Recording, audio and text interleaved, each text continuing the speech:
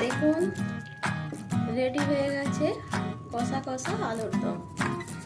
আলু সিদ্ধ হয়ে গেছে একদম। নমস্কার, আমি মলি ব্লগার থেকে মলি বলছি। আজকে আমি বানিয়েছি আলুর দম। এই আলুর দম খেতে হয়েছে ভীষণ সুন্দর ও রংটাও দারুণ হয়েছে। এখনকার দিনে এই আলুর দম রান্নাটা কোনো ব্যাপার না, কিন্তু তবু আমি বানাচ্ছি তাদের জন্য যারা নতুন সংসার করেছেন বা কোনো ব্যাচেলার, যারা রান্নাটা একদম জানেন না। খুবই সহজ পদ্ধতিতে আমি বানিয়েছি। প্লিজ একবার এইভাবে বানিয়ে খেয়ে দেখুন, ভালো লাগবে। এই রান্নাটা ভীষণ সুস্বাদু হয়েছে। চলুন রান্নাটা দেখে নিই। আসুন রান্নাটা আমি কিভাবে করছি আপনাদেরকে দেখিয়ে দিই। আলুর দম বানানোর জন্য প্রথমে গ্যাসটাকে অন করে নিচ্ছি। আমি একদম লো ফ্লেমে রেখে কড়াইটা বসিয়ে দিচ্ছি।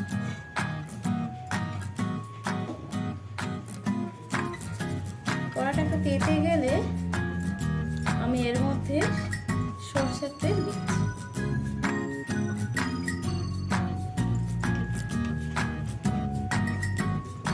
সরষের তেলটা একটু গরম হোক। আমি এখানে আলুর দমের জন্য 3টে বড় সাইজের আলুকে এরকম করে কেটে নিয়েছি।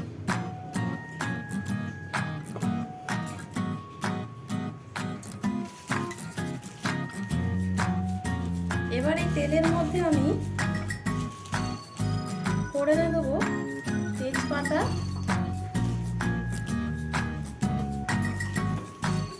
আর শুকনো লঙ্কা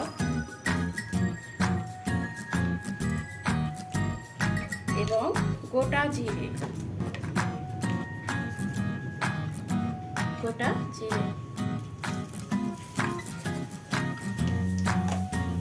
এটা ফোড়ন হবে।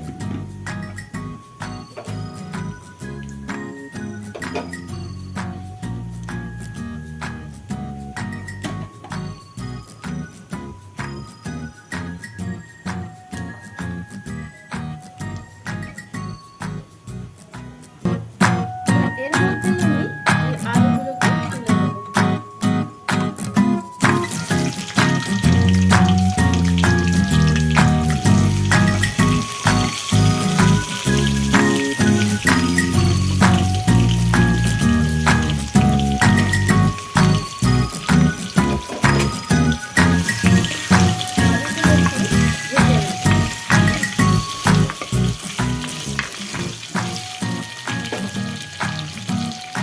আলুটার মধ্যে আমি দিচ্ছি সামান্য হলুদ গুঁড়ো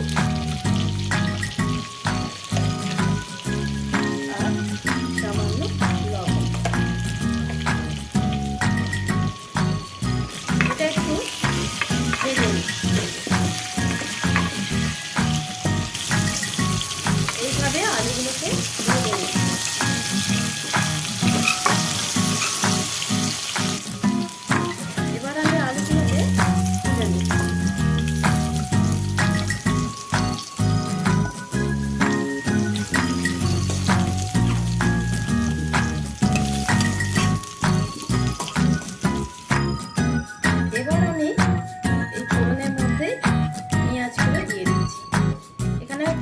সাইজের পেঁয়াজ কেটে রেখেছি।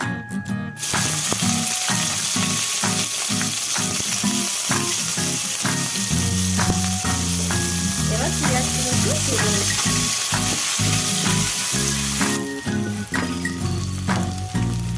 এবার এর মধ্যে আমি টমেটো দিচ্ছি। এখানে একটা বড় সাইজের টমেটো কেটে রেখেছি, সেটা দিচ্ছি।